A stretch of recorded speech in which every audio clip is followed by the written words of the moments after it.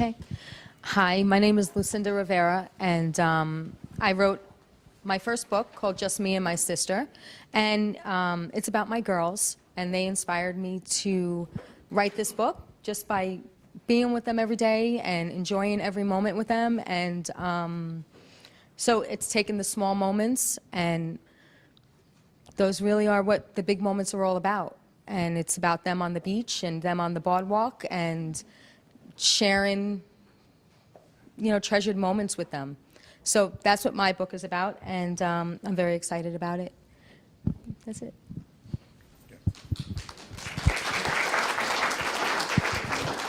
Hi, my name is Bill Primavera, and I'm a first-time author too. My book is called Musings of the Home Guru, Armchair Observations and Advice About Buying, Selling, and Fixing Homes, both practical and absurd. Now, I added the absurd because I'm a realtor, and I've been in the business for about 12 years, and most of the real estate columns that I had read were really, I thought, deadly boring. So I took my background as a marketing person and a public relations person and a newspaper reporter and decided to jazz up items about homes that you would read in the newspaper. And I took a humorous approach to the challenges and joys that come with owning a home. So it's getting good reviews. My publisher wrote me a note a year after I had been publishing in the local newspapers for the Examiner, both throughout Westchester and Putnam, and said that I basically taken a boring subject and made it interesting, and the reviews I'm getting say the same thing. So it's very gratifying. What's really gratifying is meet all these other writers. We're all such fascinating people. I feel like I have a new family. It's good to be here. Thanks a lot. Before our next author speaks, some of you may be saying that microphone doesn't work. Actually, it does work. It's going directly into the camera. So writers, that is not projecting into this room. So you need to project. They can't hear you unless you're very loud. That microphone does nothing for you in here, only into the camera. Okay? Sorry, go ahead. Hi, I'm Joe DeSantis. I wrote historical fiction, Civil War era book called Blue Dawn over Gettysburg. A sad trail leads me here today. I originally published this in 2008. And it was out self-published for 3 years, and I found a small publisher in Pennsylvania who decided to take it on. We had a handshake agreement. So I got rid of my self-publishing outfit, took it off Amazon, waited a year and a half, and then he got out of the business and walked away. I'm since back up, and I've got the sequel to the book coming out in March, and I'm very happy to be here. Thank you. My name is Bob Berry. I'm an author and illustrator. I primarily write and illustrate books for children. I do a lot of drawing books, how to draw for kids. I also have self-published a novel. It's a ghost story. It takes place in White Plains. Called A Haunting at Richelieu High, and it's about two teenage girls who investigate a haunting at their local high school. Nothing earth-shattering, but a fun book, a good read. Thank you for letting me be here. I'm Linda Silbert, and if you live in Mahopac or Somers or Yorktown, I'm Dr. Linda in the newspaper. I have the column about education. My passion is education, and by the way, Bob's book is great because I use it with our students.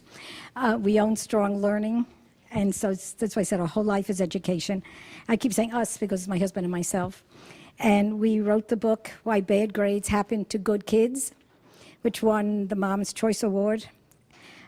We were the gold recipient back in 2009. And then we came out with Why Bad Grades Happen to Good Teachers. And yeah, the poor teachers, they're being so scapegoated. And we just came out with Demystifying Danielson. That's how the teachers are being rated. And in the middle, we wrote, which Bob Berry illustrated. It's a story about a miracle for the holidays, the tale of Tiger Tuesday, and the beginning of next year, we're coming out with an entire beginning reading series following Tiger, which Bob is middle illustrating. And on the side, This is my mother, who passed away last year, 97, kept telling me, "You write. I want a book about my mother. So let's just write this book." I said, no, I'm an educator that's writing. And she wanted this book, and I finally taped her for years. Took about 10 years, wrote it, and it's actually doing very well because it's just relating to everybody coming here during 1906, that whole era. And it takes place in New Rochelle, where my grandparents ended up settling. And Kirkus Review did a really great review of it, and I'll be appearing in 92nd Street Y in January to talk about Bessie's Pillow. So after all the education, my grandma and my mom are pulling me along here. So anyway, if you have any questions, I'll be more than happy to talk to you.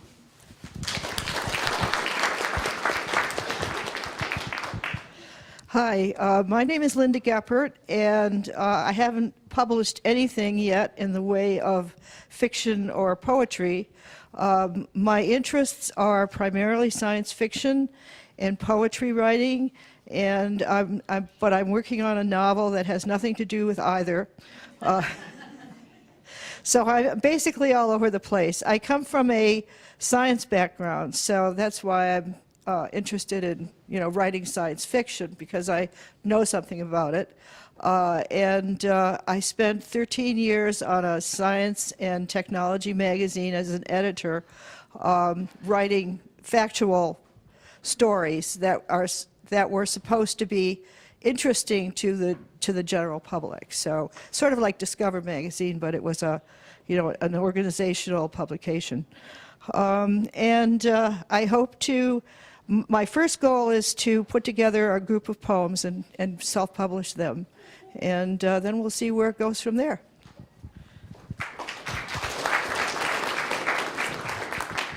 Hello, my name is Bruce Alterman. I've been a private investigator for over a quarter of a century. Fourth generation, it goes back to my great-grandfather. And I decided to write a book on one of the big cases that I handled in 1996. It involved organized crime. It's called Exploit, where a corporation asked me to go undercover and be a doorman at one of their clubs. Turns out that the club was actually run by a well-known crime family, and I was involved now in the middle of it because I already started working there. So oftentimes when you start off as a private eye, you take on a case with the best intentions, but it turns out that it's actually bad people that are behind it, and they're using you as a pawn, which I was. So I wrote about it. It's called Exploit, and I'd like to read you a little section from the back cover here. Lowell Pfeffer called me at 10, early for Lowell. What happened to the envelope with the cigar money? I overheard some things, but since I was kept outside, I really don't know what happened to the envelope, I said. I want that information immediately. Fax me a report now, Lowell demanded with irritation in his voice. All I know is that Kitty, the blonde, and Sandy, the dark-haired girl, were involved in some way. I kept an even tone to settle Lowell down. Fax that report ASAP. It was $5,000 of cigar money that should have been in my pocket, Lowell demanded in his Scarsdale accent.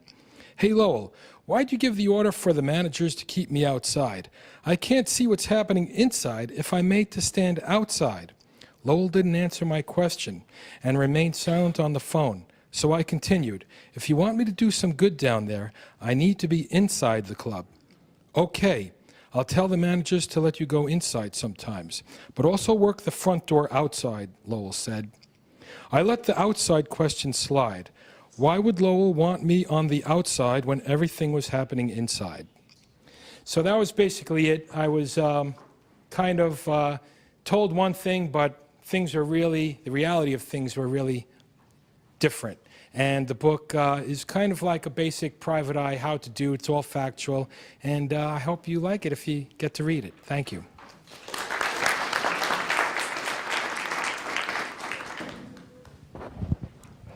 I'm Norm Olson. I'm from Continental Village, a retired design engineer. And I'm also another unpublished writer.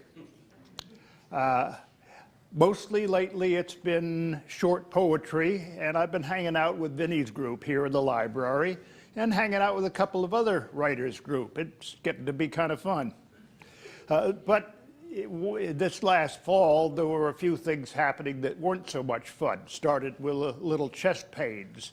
I sort of tried to ignore it for a while, but eventually I said, okay, we see how it responds to a little nitroglycerin. Aha! 5 minutes recovery instead of half an hour. So we scheduled an angiogram for Halloween. My mood going into the angiogram was like this. Harden my heart with a stent overpowering. There where the octopus ink shows a narrowing. Tentacles dark hold a loving embrace around my old heart, if it's in the right place. And if it is not, make it light at its traveling, looking for love, as a brook lives for babbling. I babble too, it's a poet's unraveling. Is there another heart worth synchronizing with mine if mine showing a good EKG? Harden my heart, it's not too old for love. It's not even fussy for fit like a glove.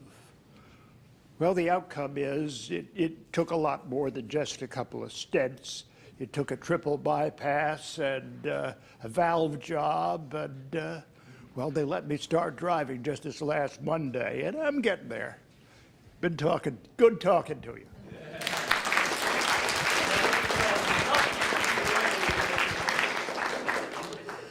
Hi, I'm Dennis Corcoran. I'm a retired teacher, and I'm a baseball historian. And this is my book, Induction Day at Cooperstown, A History of the Baseball Hall of Fame Ceremony. Some of you have been to Cooperstown. This is all about the induction ceremony. It's never been written about before. I've been on national TV, local. I've been on with Vinny's show that he mentioned before. And I have, besides selling the book, I also give trivia questions that are taken right from the book. Some of the trivia questions are, and by the way, there are some nice reviews on Amazon. Okay. Reggie Jackson, I happened to see him during the induction ceremony a few years ago, and when he saw this question, his eyebrows went up. He said, and the question is, what Hall of Famer was a member of the KKK? He eventually left them and went on to teach a black Hall of Famer how to play center field. And what former president came to an induction ceremony for what Hall of Famer, and what future president came to an induction ceremony for what Hall of Famer. There's 30 questions like that. Just wanted to share that. And some of you are looking at me and wondering what's going on with this and this. Rather than explain it now, come over and I will explain it to 1, 3, 5, whoever would like to hear about it. And what I just wanted to, it was so interesting. When I was up at the last induction, which was in the end of July 2013, young gentleman was there with his camera, looked at me and started smiling and came over to me, and I had the same outfit on, and he asked me, and after I told him the story, put me on TV on the local station. I've never seen it, but friends of ours saw it and they couldn't believe that I was on. But I've been on a lot of things. I'll be on the radio station WVOX New Rochelle a week from Monday. But I just wanted to share something else here. No, it's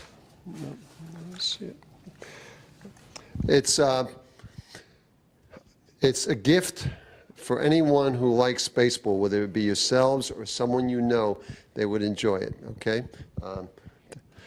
Thank you very much.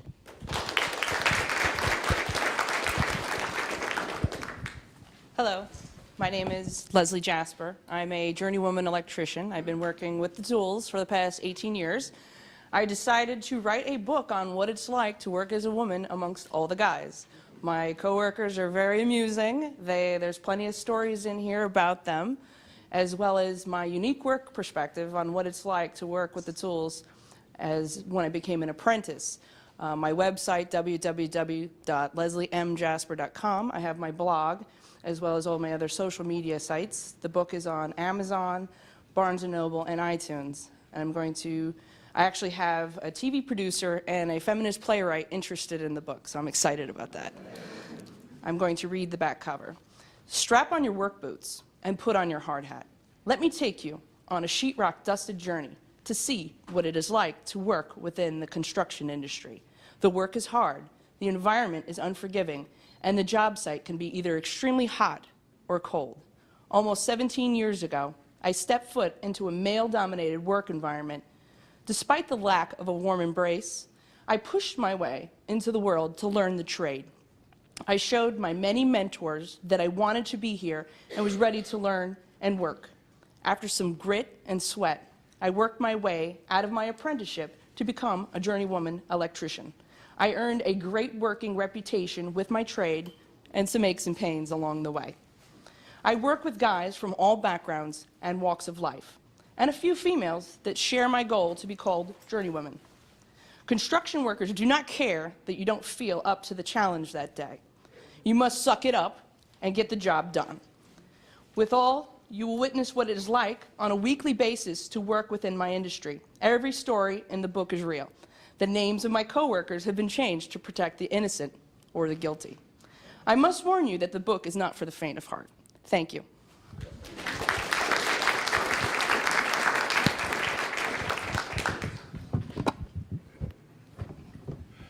Hi, my name is Joan Mercado. I've lived in Putnam Valley for about 30 years, married to my husband for almost 50.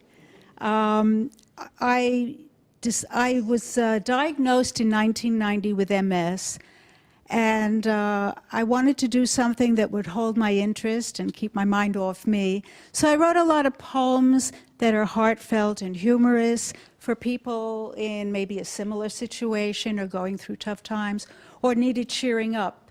And then I wrote a long poem, and it's called Kitty Cat, You Can't Have That.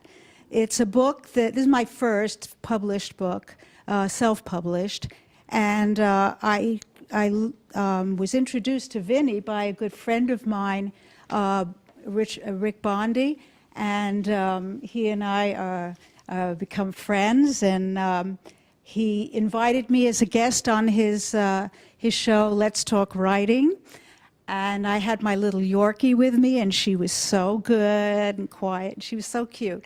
So that added a nice little touch. Now, this book is based on a pet that I had, a Maine Coon, who lived to be 20 years old. And what happened to the cat it's a true story, and it's told in here. It's written in poetic form.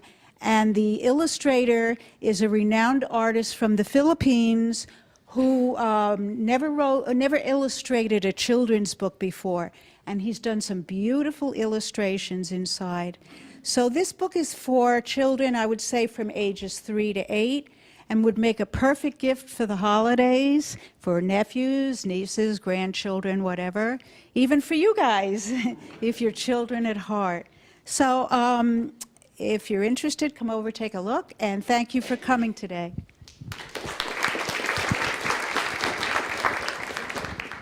Hi, everybody. Can you hear me? Yeah. I'm Linda Dahl, and I'm an author. I wanted to be a writer from the time I was a little girl, and I did write, but at the same time, I had a firmly planted idea that writers were like gods to me. And as I got older, I realized that they were mostly male gods, too. So, nevertheless, I did end up becoming a writer. My first novel that I wrote in the 70s almost got published and then didn't. So I put it in a drawer, and I switched to writing about women in jazz. I had a passion for jazz. I was meeting, it was the time when there was a lot of, the women's movement was happening, and I kept meeting these wonderful players, arrangers, composers, etc., women who were in the business or who had these legendary careers, and very little was known about them. So I developed a career doing that. Then, about 5 or 6 years ago, There was a very tough time in my life, and I was taking care of my husband who had terminal cancer. And I was in the house a lot, and one day I took out that manuscript, the first novel, and I said, I'm going to do something with this. And that was a gift for me. I completely rewrote it, maybe 2 or 3 times, and that book is the first of 3 that I'm writing about the same character. This is in Mexico. The newest one just came out. It stands alone, cleans up nicely, and it's been doing pretty well. I'm happy with it. If you'd like to talk to me any more about these, I'd love to talk to you. Thanks.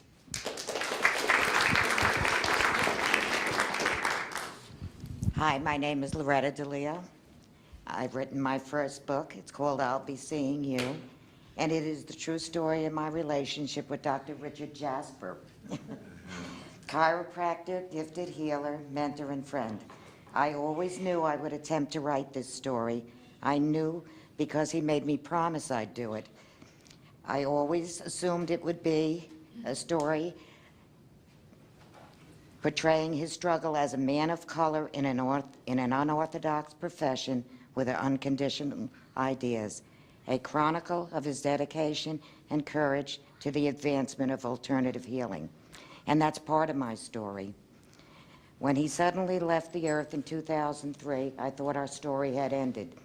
To my amazement and that of others, a whole new story was about to birth, one that continues to unfold. The second phase began on a Sunday morning with a phone call from a young protege who had attended the funeral the previous day. I was ill-prepared for what I was about to hear. Dr. Jasper appeared to me at the funeral, she said. He informed me I'm to deliver a message to you. The words she spoke next were our code, the code we had sworn an oath to never divulge to a living soul. When he appeared to me a week later in my downstairs kitchen, I was shaken to my core. Over the ensuing 2 years, he was my constant companion, providing validation of our encounters with amazing information and action. Through our connection, Dr. Jasper offers us hope for future contact with loved ones through personal growth, expanding consciousness, and our ability to perfect the way we love. He assures me, as ever-increasing light and information continue to influence consciousness on the planet, stories like ours will become commonplace. What I didn't know, it would take an earthly partner to make my book a reality. So the universe sent me Kathy Upham. When I didn't know, I know now many who will read this will find it hard to believe. Some nights in the quiet of my room over the past 10 years, in the stillness, I find it hard to believe. Then his contagious laughter breaks the silence and I hear him say, I'll be seeing you.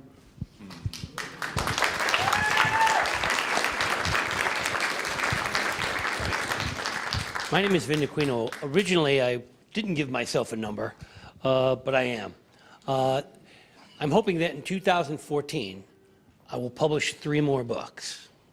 One, a self-published book that I'm now negotiating with a publisher to publish through that publisher.